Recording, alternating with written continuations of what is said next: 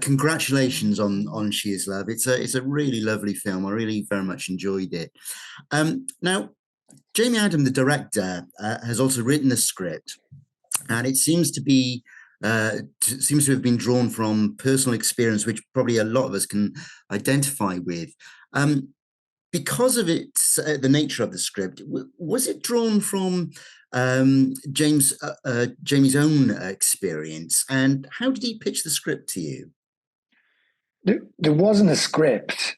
It's called a scriptment, and it's just the sort of outline of a story. I'd sort of read that. I watched, I forgot the name of this film, the one in the recording studio with Lisa Gonzalez and everybody. And I loved that. And I knew Haley's work and Marissa's, so I was really wanting to work with them. But there wasn't a script, which was weird, because usually that's sort of one of the big things. And we shot the film in 6 days, and we had 10 days. I had 10 days quarantine with Jamie. And it was during those 10 days that I realized how much of it was taken to some extent from his story, his life, changed and altered into other ways. But so it wasn't until I was already having to do it that I really realized what I was saying yes to. Well, that leads me on to the sort of my next question, really, because I noticed at the end credits, there is a credit to the cast for additional material. So I'm guessing there was quite a lot of improvising within the film. Would that be right? And how did all that work in terms of rehearsal and on set? There was the only rehearsal we had, Simon, was because it was all COVID times, I Skyped with Marissa Bella.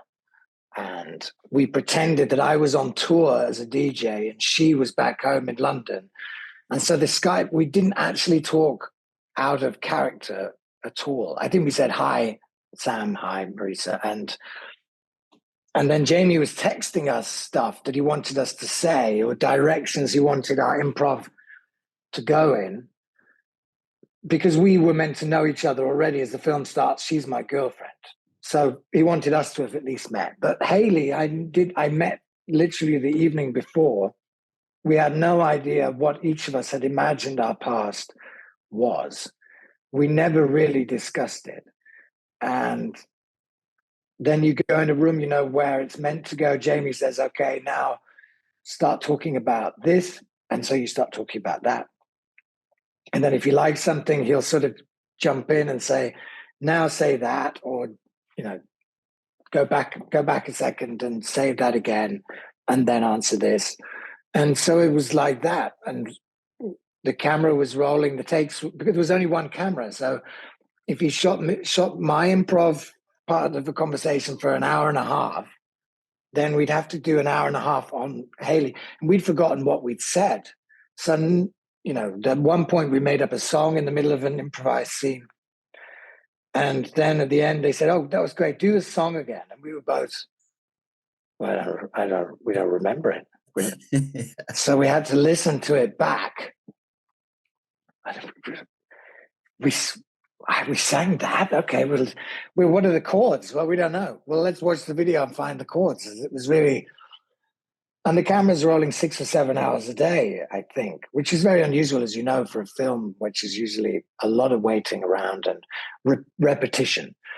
Whereas this, we rarely repeated anything twice and didn't know, we weren't really thinking about what the tone was. You sort of had to surrender completely to the method, to the humiliation of it.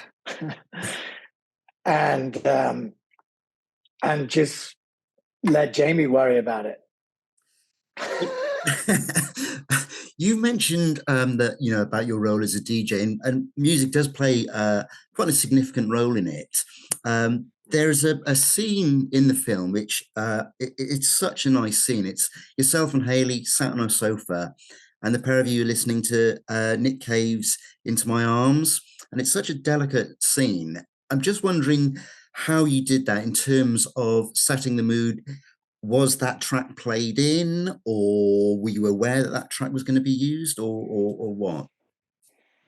I don't know if Jamie's going to be annoyed with me if I tell you the honest answer to that, but we sort of shot everything more or less chronologically, I think. So we had been screaming at each other and pretending to be drunk for, I don't know, 7 or 8 hours by that point. So sitting there on the sofa, totally exhausted, was one of the easier scenes I've played in my career, I would say. But it was actually,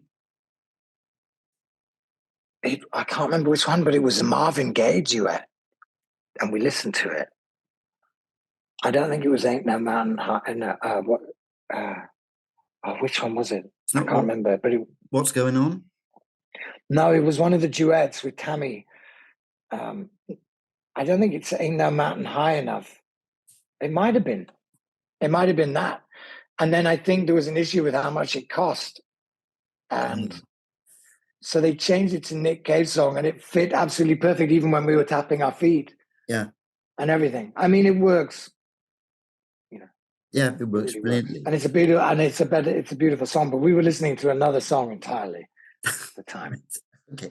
Well, finally, just going off road a little bit with this. Every so often, your name comes up when the casting of Bond is mentioned. Is there any truth to that rumor? Not as much as I'd like. Right. Simon, I'm available.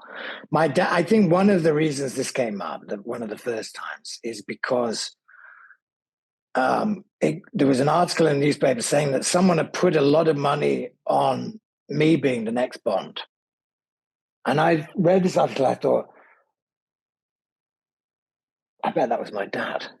And I rang my dad, and he put 100 quid on each way for me to either be, it wasn't a lot of money, on me being either the next one or playing him at some point in my career, which is how it came into any sort of idea. No one's contacted me, Simon. Yet. Not yet.